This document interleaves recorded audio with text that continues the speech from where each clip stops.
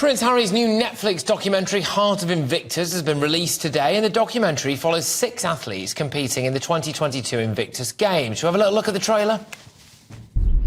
It is here at the Invictus Games that you realise, whatever you carry, it was the springboard that propelled you to the next level.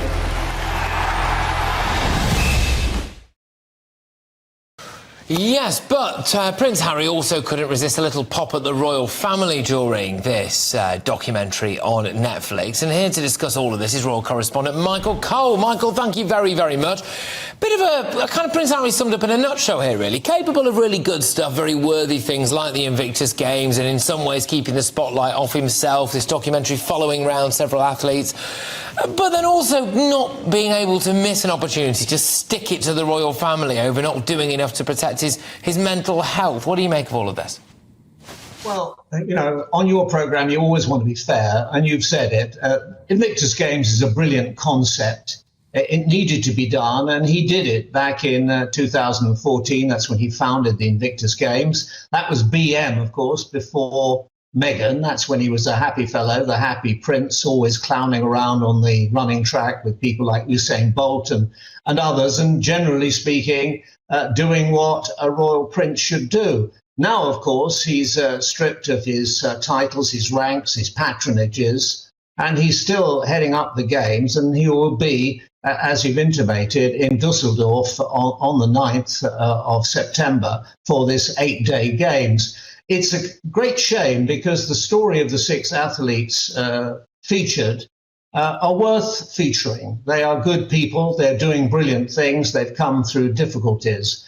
There's no need for these gratuitous comments. Everybody knows what he thinks. Everybody knows what he feels.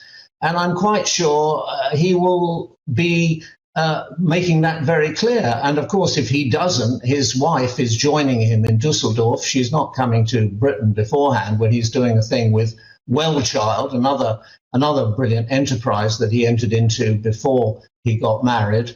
But she will be in Dusseldorf, and perhaps she will also take the opportunity to make a veiled or not so veiled comment, which will reflect on his past. Now, he ought to know better than anybody, he served 2 tours of duty in Afghanistan, that everybody has their cross to bear. We all have our problems in life, and compared with the people who are featured in that film, these are very minimal things. So whatever he had in the past, he has to put that into context. And if he did, I think we'd all breathe a sigh of relief, because it would show that perhaps good sense is dawning. He gets for the fact that he's done 2 tours of Afghanistan and got involved with things like the Invictus Games. Yeah, well, that's what a royal prince should be doing. That's the greatest pity of all this, Patrick.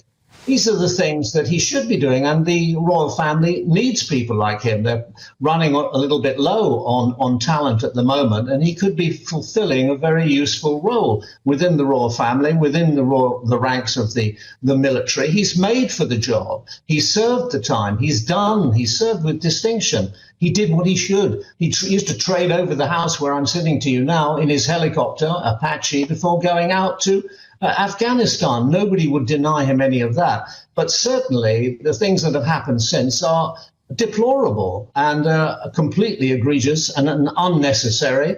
I mean, a 6-part television series attacking members of his royal family. And the worst thing about it all, from the point of view of the king and the Prince of Wales, is that he said some very unkind and cruel things about their wives. Well, most men can put up with insults, and my goodness, I know I've been insulted by experts. We can cope with that. But what men do not like, ever, is for their wives to be criticised unfairly, and also for their driving ability to be criticised. Those are the 2 things which are no-nos. I think you agree. Yeah, there you go. I suppose that's one way of putting it. But I mean, apparently Meghan is going to be actually appearing at the Invictus Games you alluded to there. I'm not sure if this can be true, Mark. Even for Harry and Meghan, the self-awareness has got to be too strong for this, which is Meghan really going to be doing a talk on courage and overcoming adversity to a load of people who've been wounded in battle? It's amazing, isn't it? But you see, they're living in a closed world in California. It's a very strange place. It's very rich and a wonderful state. But they do things differently there. They see things differently there. I mean, in America, the Americans say because of the continental drift, all the nuts roll to California. Well, I don't know whether that's true, but they certainly are different. And as you say, self-awareness, there's not enough of it. I mean, cannot they see the irony of that? I think, in their case, less would certainly be more. We know where they're coming from.